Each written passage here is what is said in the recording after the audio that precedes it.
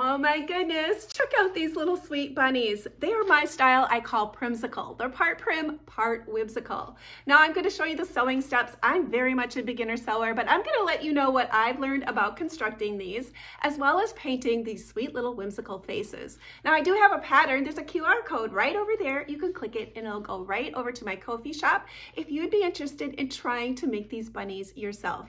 Today I'm a part of a YouTube collaboration. It's called Can't Sleep Creations Collaborations. We have two hosts today. We have Dawn with Shabby Meets Bling and Monica with UpAllNightDIY. You're definitely going to want to take some time, check out their channels inside of my description box, as well as a playlist of all the other videos that are going to inspire you to create something fun for your spring home decor, or who knows what might be in there. Well, let's get started. I can't wait to show you how to create these little bunnies and then how I'm going to display them. The first step I did was draw my pattern, and then once I had it drawn, I copied it off onto cardstock. That way I could go ahead and easily trace around the pattern onto my fabric. I was going to be using muslin for my bunnies. I like to use a friction pin to trace around my patterns because friction pins will disappear with heat. Once I have my pattern drawn, I pin it and then I take it to my sewing machine and I sew on my drawn lines. I'm not a great sewer. My lines aren't perfect. I don't really do straight. And I struggle with the curves too. But it's not, in the end, it really doesn't matter if your sewing is exactly perfect. You're just going to notice the really cute bunny. Once I get to this step, after my pieces are sewn, I'm going to take my scissors and go around and leave a seam allowance all the way around my little bunny. And I'm going to take little nips around my fabric. This is just going to allow my fabric to bend easily when I turn it right side out, and it'll lay smoother in the end product. You want to take a little extra care when you do these ears right here. You want to go down as far as you can, but then add little nips around the rounded areas. And those rounded areas, it'll just help the fabric bend a little bit more. You can use a pinking shears, but it does really help to do these little nips in these little tight areas. If you accidentally go through your seams, you can go back and resew that. So don't worry, there's a way to fix it even if you nip a little bit too close. For this particular pattern, I drew it in a way where I left the bottom unsewn. I'm going to be doing a gathering stitch at the bottom, and that's how I'm going to close this little bunny, so I didn't need to sew it with my sewing machine. Plus, that just gave me a little extra room to work in when I was going to be adding the wires to the ears. Before I turn my piece right side out, I like to get rid of the pen lines. I just use my heat tool for this, but you could also use an iron. Up next, I need to turn my piece right side out, and I find these turning tools so helpful to use, especially in those small little areas. That plastic tube, I just slide it up into the ears, then use that wooden stick and then just push down, and the little ears pop out the other direction. Makes it so much simpler to turn these pieces the right side out. I'm going to have some links in my description for some of the tools I use, so you can find them there if you might be interested in checking them out for yourself. Once I have it turned the right side out, I use that little stick and I rub along the seams, and that just kind of pops them all the way out, and it helps smooth down those little areas. If you need a little extra help to get your seams to lay even a little smoother, you can kind of give them a little massage between your fingers, and sometimes that helps flatten the seams just a little bit more. Now for adding the wires to my ears. I was going to be using pipe cleaners for this. I bend the wire over at the top so it doesn't accidentally poke all the way through. I like the pipe cleaners because the wire is fairly small and it fits in there nicely. I went ahead and pinned it to keep it in place because I'm going to take it to my sewing machine and sew over those wires. This was the first time I was trying this process, and I was a little bit nervous. I was a little afraid that I was going to be breaking my needle when I was trying to go over this, but actually this technique worked really well. And when you do the sewing, you just basically start, backstitch a little bit, and then go over your wire. You're going to be able to feel it when you're sewing. Just go very slow, and it wasn't a problem at all. Once I had them sewed in, I rolled my bunny up like a little sock and then clipped the wires and then folded them over and squeezed them tight. That way the wire is kind of all around itself and you don't have to worry about it poking through your fabric.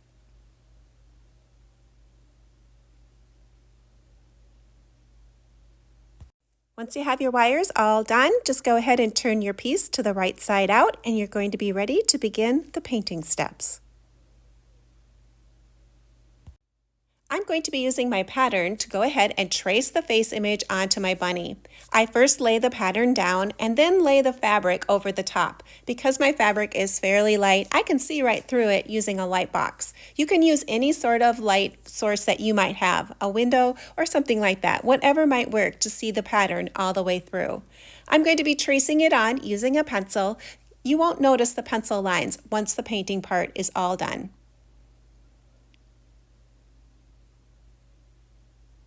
Before I begin the painting process, I'm going to take a piece of cardstock and slide it on into the inside of my rabbit. This way, it'll just help ensure that my acrylic paint doesn't soak all the way from the top of my fabric to the back. A trick I have found is to use a gel medium instead of water when you're applying your paint. I have found if I use water, the water seems to dampen the fabric way too much and your paint can travel farther out of your shape than what you really want it.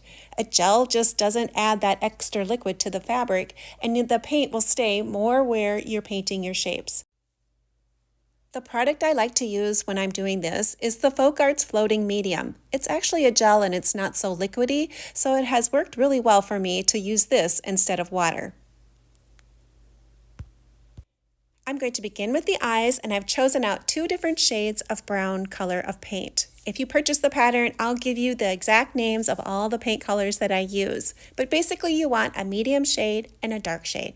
The color technique I'm using here, or the painting technique, is basically like a color book style. I'm using the 2 different colors and just painting in the shapes. The lighter shade goes to the outside and the darker shade of brown goes to the inside.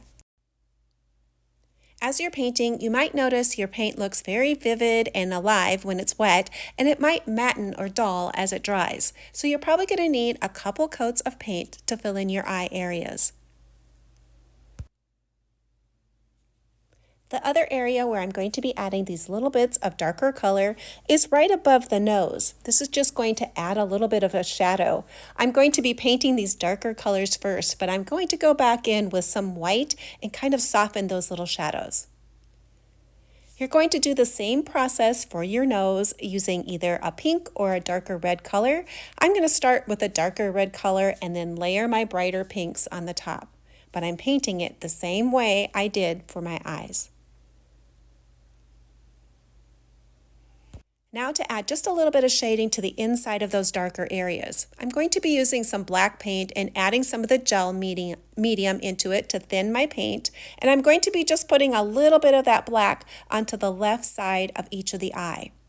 Once I have that black in there, I'm going to be taking some of the dark brown color that I had originally used and mixed a little bit of the medium color together, and I'm going to be brushing that on the right side of the eyes and blending that softly together. This is just a basic little shading, nothing too fancy. We're going to be adding some more details with some highlights and some colored pencils when this all dries in the final steps.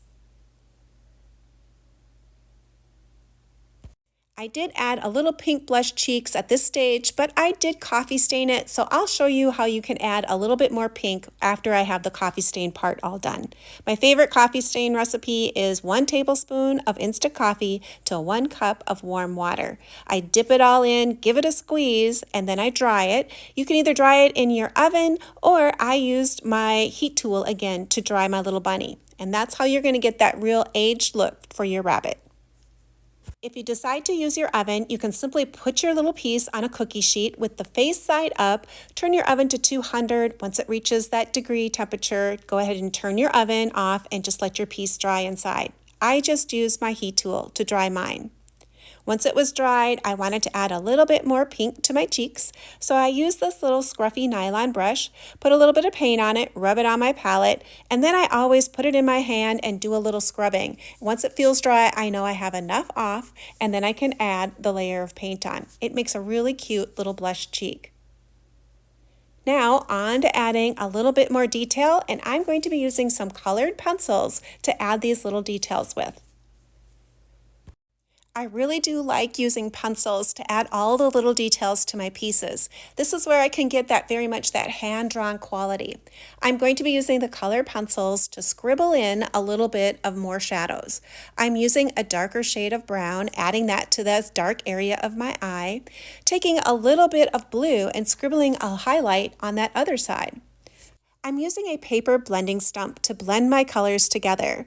They're used in doing charcoal paintings and they work great for blending your color pencils as well. To add the rich dark lines, I'm using a Kimberly 9XXB pencil, which is almost a very charcoal-like pencil. It can create some beautiful rich lines, and that's where I'm going to add the drama around my little bunny's eyes. Anywhere I want to add that rich darkness, I'm going to be using my Kimberly 9XXB pencil. To add a little bit of highlight to the left side of each eye, I'm going to use the white pencil and create almost little cloud shapes there. To add the highlights to the nose and a little bit on the lip, I'm taking a shade of lighter pink and scribbling in a highlight.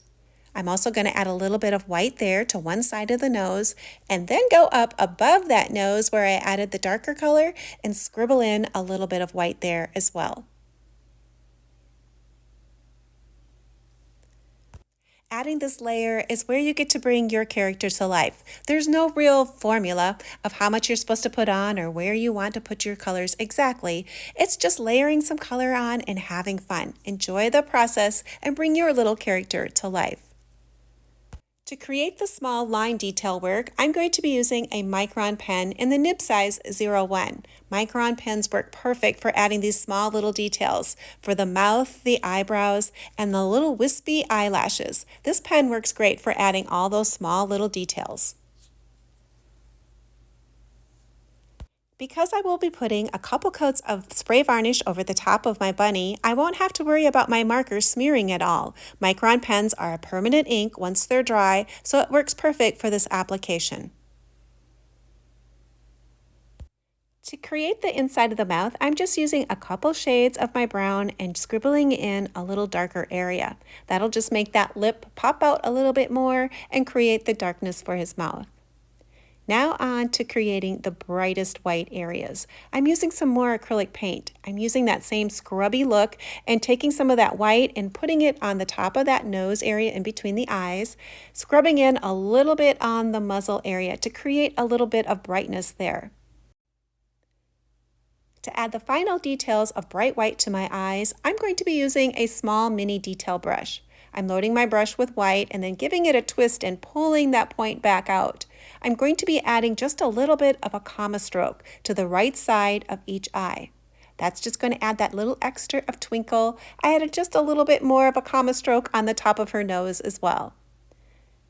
She's going to need some bright little dots in her eyes too, and I'm going to be using a stylus for this. So basically a dip and then a dot technique. Dip it into my paint and then add the dots. Those go on the left side of my eye. Now she's coming to life. I added a few little sparkles on her cheek too. I like adding those little dots on her cheeks. I wanted to take a moment and thank Donna Monica for hosting the collaboration. The Can't Sleep Creations collaboration is a monthly collaboration, and you know you're going to be inspired to create something after watching the playlist or checking their channels out. They're two of my favorite creators on YouTube. Now I'm to the final point. I gotta add those la lashes, like Monica likes to say. Those long lashes just add the character to this little rabbit. I almost forgot to add the whiskers. There's something about whiskers. It's sometimes one of those things that I finish my project and then I notice something's missing, and it's often the whiskers. I don't know why, it's just something I forget to add. I add the tiniest little bit of highlight to that bottom lip. Those little details are just small little things, but they really can make a difference in the finished painting. I decided I wanted to add just a little bit more rosiness to the inside of my ears on the tops of my cheeks, so I just used some blush to create this look, and that works fine too. The final step I like to do is to give my pieces 2 light coats of varnish. That just helps lock all the pencil details down. Now it's time to go ahead and add the polyfill. You just basically add it at the bottom, push it up into your piece, and pack the polyfill in. That'll just make a nice structured piece. You usually use more polyfill than what you think. Use your tools to make sure you're pushing all that polyfill up into the corners and filling out your rabbit really well. To close the bottom of my rabbit up, I'm going to be using a gathering stitch. When doing this process, you want to put your thread in, but you don't want to have a knot at the end. You basically want to have a longer tail of your thread, do your gathering stitch all the way around. And once you're at the end, you want to use both of the threads and cinch your piece tight. And then all you do is double knot it. I was going to be placing these rabbits inside of a container, so the gathering stitch worked perfect to finish off the bottom. Now let's move on to creating the whiskers. A great thread to use when you're creating whiskers is an upholstery thread. But the one thing about upholstery thread is when you unwind it from the spool, it is super curly. So the way you can make it straight is to use your iron and just run your thread underneath the iron, and then it'll become very straight. You want to thread your needle with no knot at the end of your thread. You can either have your thread doubled over or use it as a single. You're going to take just a tiny stitch where you might have put a little dot for where you want your whisker, pull it to the length you want, and then go ahead and make a double knot. Once your double knot is in, then you just clip it off, and I found that if you leave them a little bit longer than what you want them, that's going to give a little bit more room because we're going to take this back to the iron and straighten those little threads out one more time. The thread can become a little unruly again as you're putting your stitches of your whiskers in, and one way to help solve that a little bit is that once you have your side stitched, go ahead and take it and lay those little whiskers down again and use your iron and give it a little bit of steam and then just flatten them out. That kind of helps solve a little bit of the craziness, but I don't mind some of the crazy look of it. It's just a fun little whisker look. Now that the rabbits were all completely done, it's time to add a few little embellishments. When I was doing the coffee staining, I took some of my spring fabric that I had and I dipped it into the coffee mixture. Since you're going to be doing some coffee staining anyway, it's a great idea to just add a little bit of fabrics or any other little bits of things you might have. These are little paper flowers, those little vintage clusters. They're white. I also dipped those into my coffee stain and let them dry naturally. I thought it was kind of a nice little vintage look to have these little flowers, and I added a few of those little bits in there as well.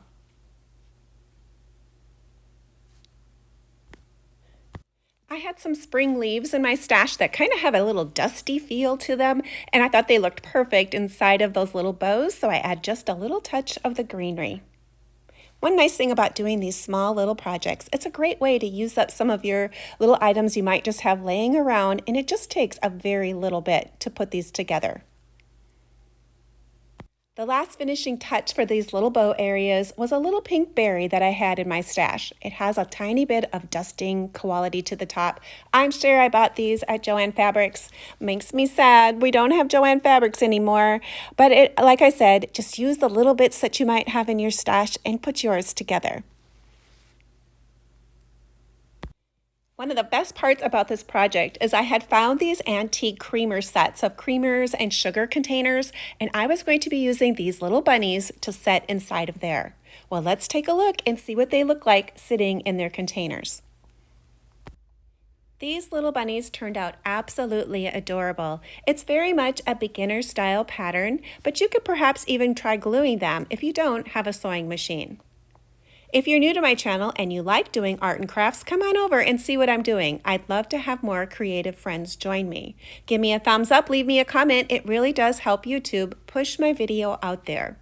Well, thanks for watching, and hopefully you'll come back and join me again, and perhaps next time you'll create right along with me.